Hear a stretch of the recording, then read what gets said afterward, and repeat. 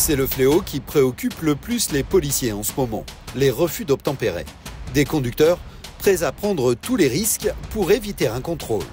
Il y en a désormais toutes les 20 minutes en France. On fait l'obtempérer direction Lille là. J'ai dû arriver à une vitesse mon pote. Oh. Le pare-choc qui pendait, il y a accroché même la voiture à côté avec le pare-choc. Retour sur cette intervention. Nous sommes à Roubaix, dans le Nord.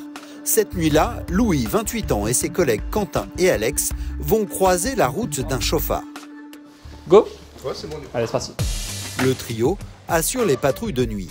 Et c'est souvent lorsque le soleil se couche que les conducteurs prennent tous les risques.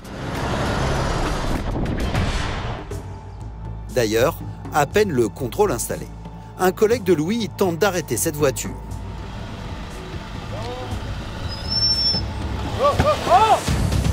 Mais loin de s'arrêter, l'homme accélère et fait demi-tour. Un nouveau refus d'obtempérer.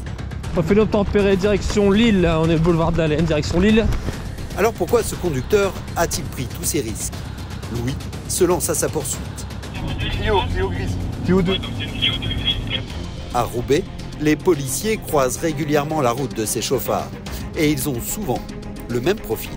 Alors le souci c'est qu'ils prennent la fuite pour tout et rien. Sur le secteur de Roubaix, il y a quand même énormément de refus d'obtempérer. Ça peut être du défaut de permis de conduire, de l'alcoolémie au volant, un véhicule volé potentiellement aussi. J'ai même pas eu le temps de me mettre en place avec les sticks. Première voiture qui arrive et premier refus d'obtempérer. Des refus d'obtempérer à répétition. Et pourtant, ces conducteurs risquent jusqu'à 2 ans de prison et 15 000 € d'amende. Pendant la poursuite, Louis fait une rapide recherche grâce au numéro d'immatriculation. Ce que je comprends pas, c'est que le véhicule était en règle. Par contre, elle ressort sur une location à Mont-de-Marsan. Donc, autant dire dans le 40.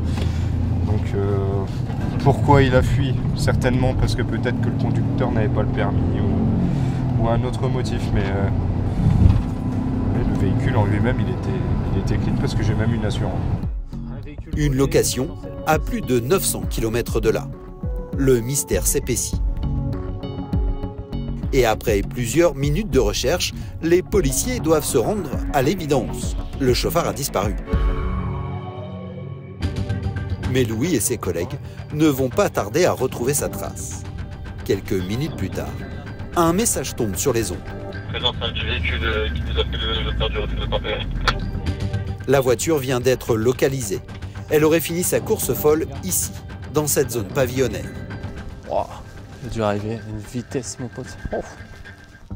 Un pare-choc arraché et un peu plus loin, la voiture accidentée. À l'intérieur, plus aucune trace du conducteur, mais un détail attire l'œil des policiers. Je sais pas, je vois un sac plastique là avec un petit pochon transparent, ça s'apparente peut-être à du stupéfiant. De la résine de cannabis, voilà peut-être l'explication de ce refus d'obtempérer.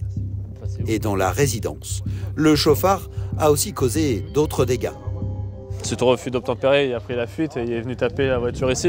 Parce qu'il il voulait passer là derrière, sauf que c'est une coursive, ils ont voulu se cacher. Donc il a dû faire une marche arrière et garer son véhicule juste derrière. Donc là pour l'instant il y a le véhicule de monsieur qui est abîmé du coup.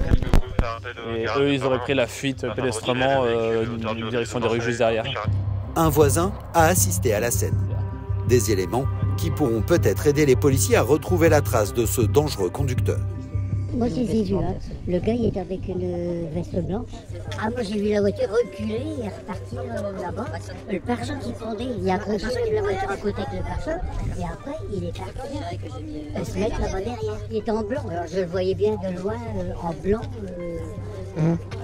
Ça se repère, hein, même dans le noir. Ah, tout à fait. Réveillé en plein sommeil, le propriétaire de la voiture percutée n'a plus qu'à prendre rendez-vous chez le carrossier.